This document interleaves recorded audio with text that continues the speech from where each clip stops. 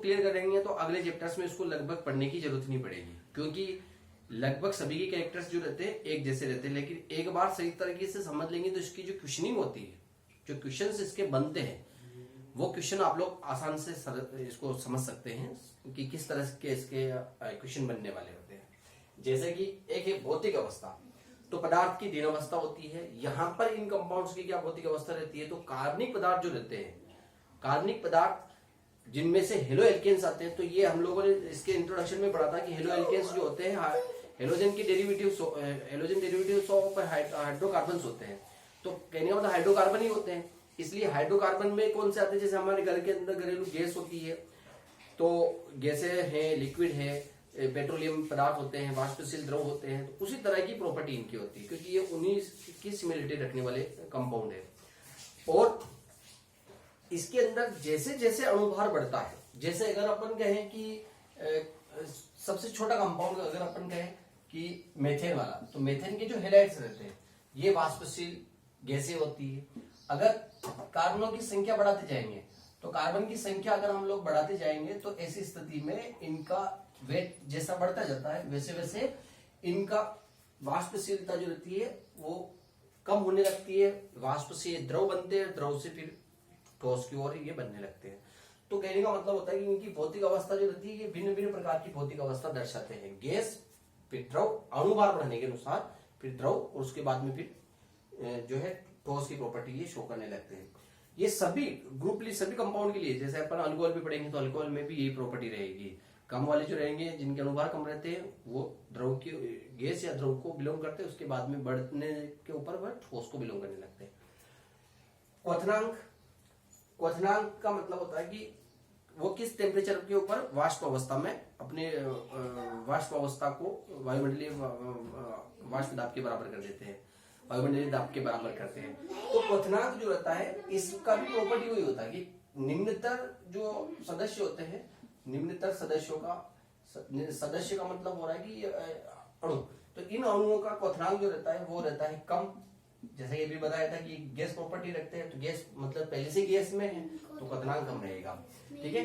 और जैसे जैसे इनकी संख्या बढ़ती जाती है, अणुभार बढ़ने पर क्वथनांक जो रहता है बढ़ता है। अणुभार बढ़ने पर, ये लाइन हर एक के लिए बढ़ेगी, अणुभार बढ़ने पर क्वथनांक जो रहता है ये बढ़ता है, इंक्रीज होता है, बढ़ता है, ठीक है। थोड़ा सा जल्दी लिखने के, क्योंकि आगे के और टॉपिक खींचने हैं, मैं बोल रहा हूँ, और थोड़ा जल्दी लिखने की वजह से थोड़ा शॉर्ट में या राइटिंग में थोड़ा सा फर्क पड़ सकता है। उसके ऊपर आप थोड़ा समझ सकते हैं कि वो क्या करना चाहते हैं, ठीक है। तो अणुभार बढ़ने के साथ में उसका क्वथनांक का मान बढ़ता जाता है। लेकिन एक बात और ध्यान रखना है कि अपनी की श्रृंखला, ये वाला एक गुण होता है, श्रृंखला बढ़ने से क्वथनांक जो रहता है वह घटता है। श्रृंखला बढ़ने से जो उसका क्वथनांक रहता है ये घटता है। इसका मतलब क्या होता है कि जैसे कि अपने पास में एक तो नॉर्मल ब्यूटेन है, नॉर्मल ब्यूटेन, एक होता है आइसोब्यूटेन, ठीक है। कभी इस या ब्यूटिल, हमारा हेलो एल्केन चल रहा है, ब्यूटिल अल्कोहल कर देते हैं अपन, ब्यूटिल हेलाइड अगर अपन कह देते हैं, तो जैसे कि कार्बन नंबर 1, 2, 3 और 4, और यहाँ पर अपनों ने X लगाया, और एक अपनों ने लगाया आइसो। आइसो का मतलब आपको बताया था कि एक CH के ऊपर 2 बार CH3 लगा देते हैं, इसको आइसो कहते हैं अपन। और ये कार्बन नंबर 4 हो गया, तो ये CH2 और ये X है। हम लोगों ने यहाँ पर हाइड्रोजन नहीं लगाया, वो अपने आप में उसकी वैलेंसी पूरी करके हम लोग समझ सकते हैं। तो यहाँ पर इसकी ब्रांच बड़ी है। और उसके बाद में अगर हम लोग टर्सरी लेते हैं, टर्सरी का मतलब हो गया तृतीयक, ठीक है। तो तृतीयक प्रकार का लेंगे, मतलब एक कार्बन जिस पर हाइड्रोजन जुड़ रहे हो उसके ऊपर 3 कार्बन जुड़े होंगे, तो उसको अपन तृतीयक कहेंगे। तो ब्रांच बढ़ने के साथ में उसका क्वथनांक कह दो, इसका क्वथनांक कह दो या घनत्व कह दो, ये घनत्व या क्वथनांक क्या होते हैं, उसके घटते हैं। कारण क्या होता है कि ये अणु जो रहेगा इसी के दूसरे अणु, क्वथनांक का मतलब होता है इनके अणुओं को दूर कर देना, तो इसके लिए दूसरे अणु के पास में रहेगा, ठीक है।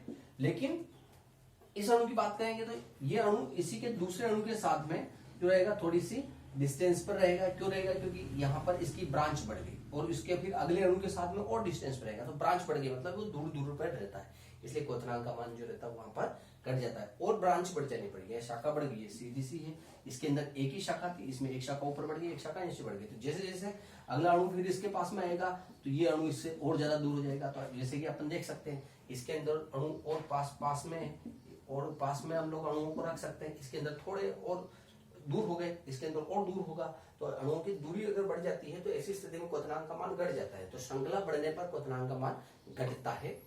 अणुभार बढ़ने पर, अणुभार का मतलब क्या है, अगर कार्बन नंबर 1 वाला है, कार्बन नंबर 2 वाला हैलाइड है, कार्बन नंबर 3 वाला हैलाइड है, तो जैसे जैसे कार्बनों की संख्या बढ़ती जाती है तो वहां पर उसका क्वथनांक का मान जो रहता है वह बढ़ जाता है।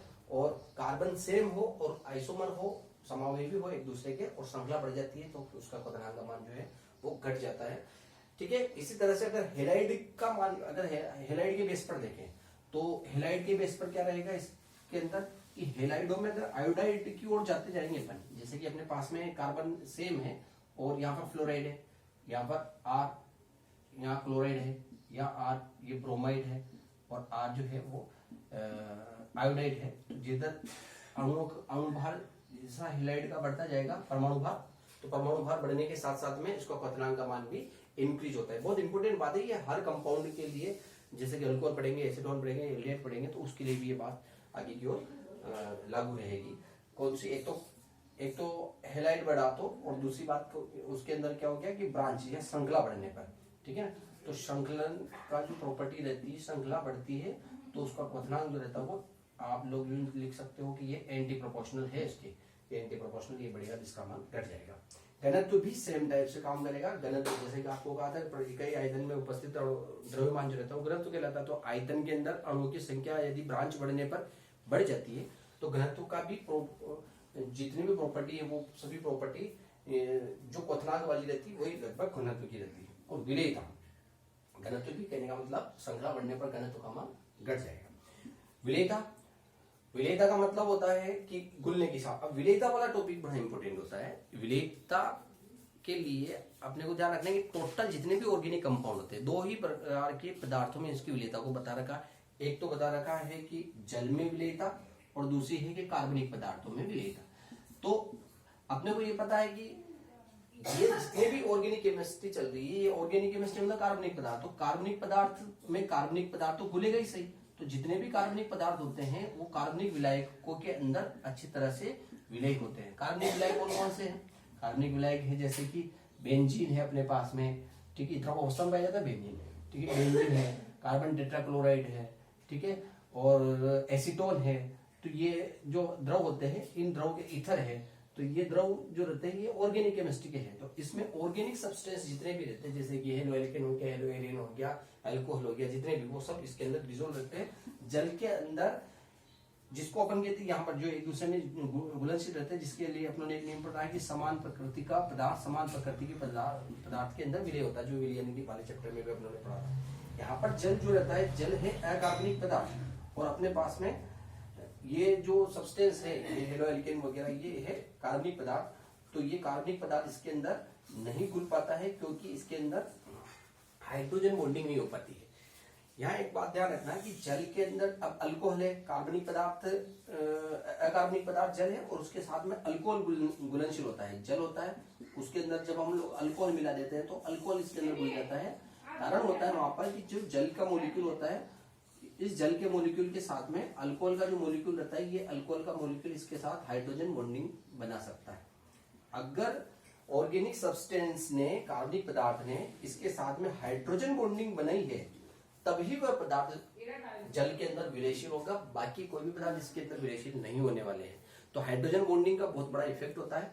वो भी किस प्रकार की हाइड्रोजन बॉन्डिंग होती है वो अगली बात है, लेकिन हाइड्रोजन बॉन्डिंग उसके अंदर होना जरूरी है। हाइड्रोजन बॉन्डिंग होगी तो उसके अंदर उलझ जाएगा, वरना कार्बनिक पदार्थ जो रहते हैं वो जल के अंदर घुलनशील नहीं होते। तो हम लोग घुलनशीलता के मामले में जल और कार्बनिक पदार्थों को देखते हैं, इसके साथ में ये विलयशील होते हैं या नहीं होते हैं। तो यहाँ पर दूसरे पदार्थ जैसे अल्कोहल हुआ, और भी एसीटोन हुआ, एल्डिहाइड हुआ, उन सब के लिए भी इसी तरह की बातें होगी कि अगर वो हाइड्रोजन बॉन्डिंग फॉर्म कर पाते हैं तो जल में घुलनशील है, बाकी अकार्बनिक पदार्थ जल के अंदर कोई घुलनशील नहीं होगा। हाँ, हेलोएल्केन जल के अंदर घुलनशील नहीं होता है क्योंकि इसके अंदर ये हाइड्रोजन बॉन्डिंग नहीं फॉर्म कर पाता है, जबकि कार्बनिक विलायक जितने भी होते हैं, बेंजीन वगैरह, उनके अंदर ये विलयशील होता है।